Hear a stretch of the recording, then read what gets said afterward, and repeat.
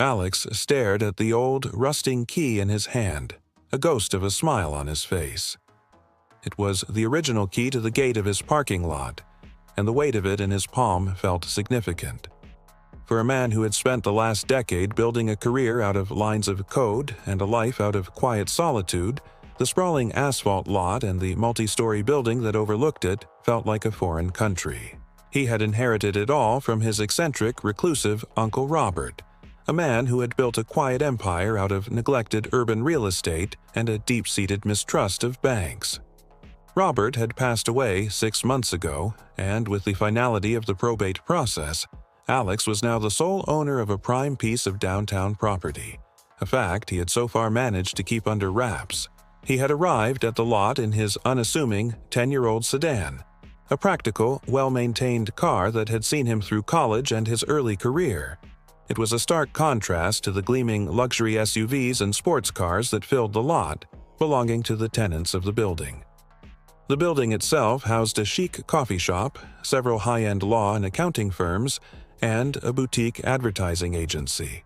Alex's car was, in a word, an outlier. He pulled into a spot near the back entrance, a spot marked with a small discreet sign that read, "Reserved. Management." For as long as anyone could remember, the spot had been empty, a curious little piece of prime real estate that no one ever used. No one, that is, except for one person. The moment he stepped out of his car, a piercing voice cut through the hum of city traffic. "Excuse me." Alex turned, a slight frown creasing his brow. A woman was storming toward him, her stiletto heels clicking a furious rhythm on the pavement.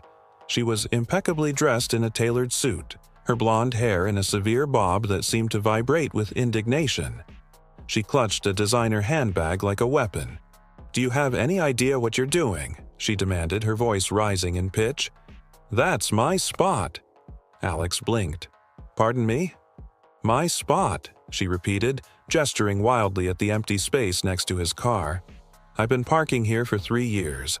It's my unassigned, unofficially official prime parking spot. Move your car. Now."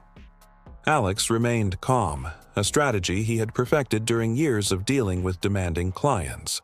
"Ma'am, the sign clearly says, 'Reserved. Management.' I am a part of the management. I'm sorry for the inconvenience, but this is where I need to be." The woman, let's call her Penelope, because that's what a disgruntled coffee shop employee would whisper later, let out a dramatic, exasperated sigh. "Oh, please, don't tell me you're with management." "I've met the building manager. He's a lovely gentleman named David, and he drives a very nice Mercedes. You're just a random person trying to steal my spot." Her eyes raked over his car with an undisguised look of contempt. "And you drive that." Alex glanced at his car.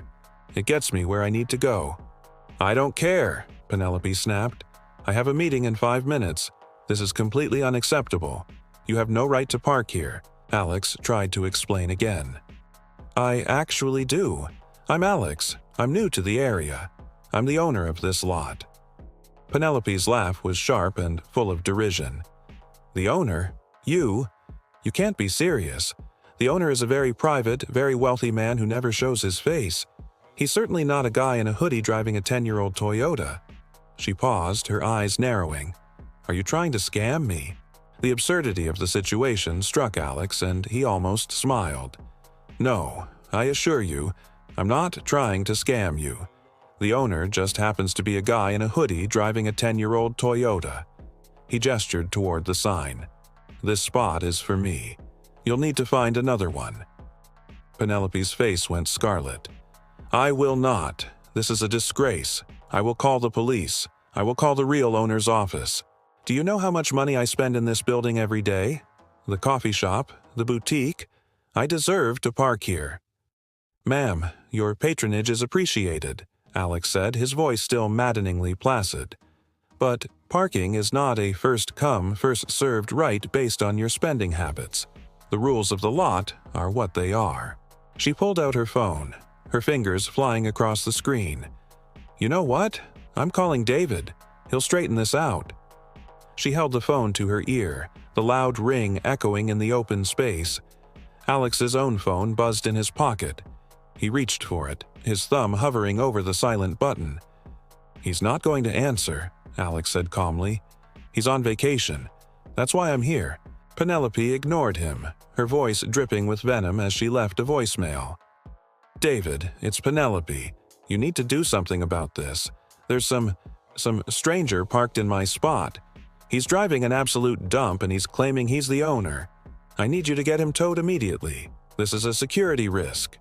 She hung up, a triumphant smirk on her face. "Now we wait for him to call back." Alex sighed, shaking his head. He pulled his own phone out of his pocket and glanced at the missed call notification from an unknown number, the same one she had just called. He briefly considered calling her back, but the thought of the aha moment was too good to pass up. He pocketed the phone. The next hour was a whirlwind of ridiculous confrontation. Penelope, refusing to move, stood defiantly by her sleek black SUV, glaring at Alex's car as if it were a biohazard. Alex, in the meantime, had business to attend to. He unlocked a maintenance shed, revealing a collection of tools and equipment. He pulled out a large broom and a dustpan, intending to sweep up some debris near a grate. "What are you doing now?" Penelope demanded. "Are you a janitor? I knew it." "Just tidying up," Alex said, sweeping a pile of old leaves. "Someone's got to." The situation attracted attention. A young man from the coffee shop holding a clipboard approached cautiously. "Hey, is everything all right?" he asked, looking from the furious Penelope to the calmly sweeping Alex. Penelope whirled on him. "No, it is not. This man is a fraud. He's parked in my spot and won't move, and now he's pretending to be a janitor. I've left a message for David. He needs to do something about this immediately." The young man, whose name tag read Mark, looked confused. He turned to Alex. "I thought you were the owner." Penelope's jaw dropped. "What? Who told you that?" Mark pointed to the building. "David told us last week. He said the new owner was coming to check on things and that he was super low-key. He said he'd be parking in the management spot." Penelope scoffed.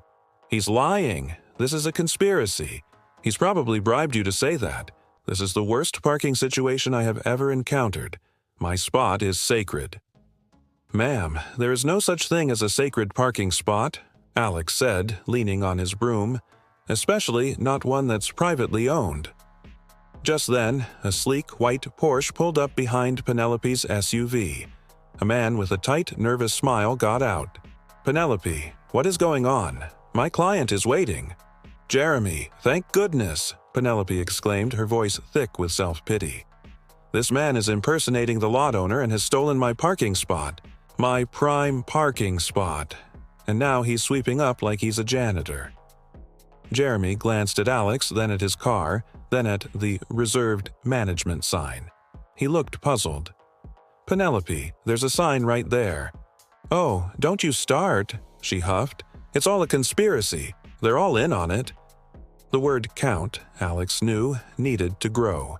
So he engaged Penelope in a long, drawn-out debate about the nature of property rights, the difference between entitlement and ownership, and the basic principles of civility.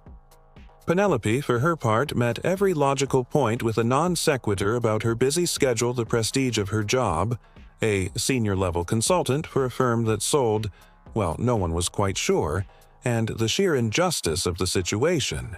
Alex patiently waited for the moment when she would finally call David's office again, but she was too busy huffing and puffing. A small crowd began to gather.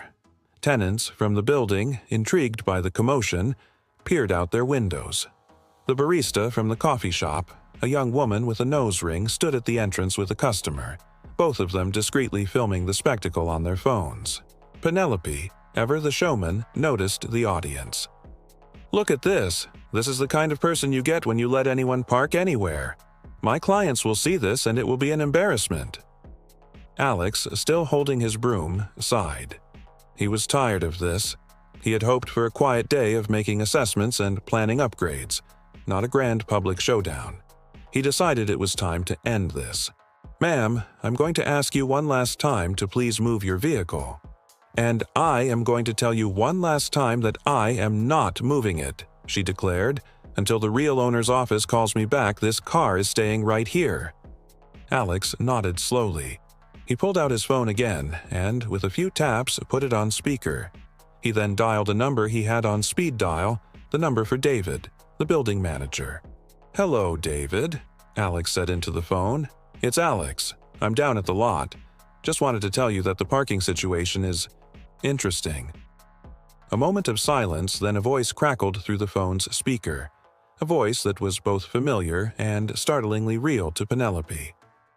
"Alex, good to hear from you. Everything okay? Are you having trouble getting in?" Penelope's eyes widened. She stared at the phone in Alex's hand, then at his face, her perfect composure beginning to crack. "No trouble at all," Alex said, his voice as calm as ever. "I just have a person here who seems to think that the reserved management spot is theirs, and they won't move their car." "Oh no," David's voice came through the speaker. "The usual suspect? Is it Penelope?" Penelope's face went from pale to a deep, burning crimson. "The one and only," Alex said.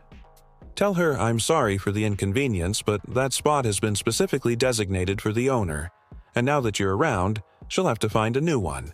Tell her that I've been trying to get her to stop parking there for a year, but she just won't listen."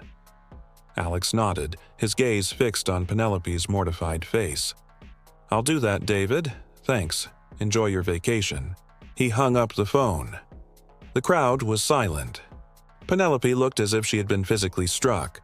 Her carefully constructed world of entitlement had just imploded, live and on a public stage. Alex wasn't vindictive. He didn't gloat. He simply looked at her, his expression a quiet mixture of pity and disappointment. "As you heard, this spot is for me, and while I appreciate you thinking so highly of David, I'm afraid your phone call was answered by the only person who can make decisions about this lot." He took a deep breath. "I have no desire to get your car towed. It would be a hassle for everyone. But you will move it, and from now on, you will park in an unreserved spot, like everyone else." Penelope's lips trembled. The woman, who had been a force of nature just moments ago, was now a cowering figure, her humiliation a palpable thing in the air. The crowd began to murmur, the whispers of "the owner" and "he's so chill," filling the void left by her silence. But you can't," she stammered. I spend money here. I'm a valued customer." "And I'm the owner," Alex said, his voice firm, all traces of his earlier gentleness gone. "And I'm telling you that your sense of entitlement has just run out of road. Your money is welcome, but your attitude is not. Now, please move your car." With nothing left to say and her public dignity completely shattered, Penelope stumbled back to her car. She fumbled with her keys, her hands shaking, and with a squeal of tires, she backed out of the hallowed parking spot and sped away, leaving the entire lot in a state of stunned silence. Alex stood there for a moment, the broom in his hand, looking out at the city he now, in a small way, helped to own. The sun shone down on the asphalt, and a quiet sense of satisfaction settled over him. He was no man of extravagant tastes or grand gestures. His wealth was quiet, his power unassuming, and sometimes, he realized, the most satisfying thing was simply being the quiet man in the hoodie who owned the parking lot. He went back to his sweeping, a peaceful calm now filling the space where the storm had been. The barista, Mark, and a few others approached him, a new look of respect in their eyes. They offered to help, to show him around, but Alex just smiled. He wanted to do this himself, to feel the ownership, one dustpan at a time. The world was full of people like Penelope, but he knew now that he had the power to make them understand, not with force or arrogance, but with a quiet, undeniable truth. And with that, he went on with his day, a new kind of king in a very modest kingdom.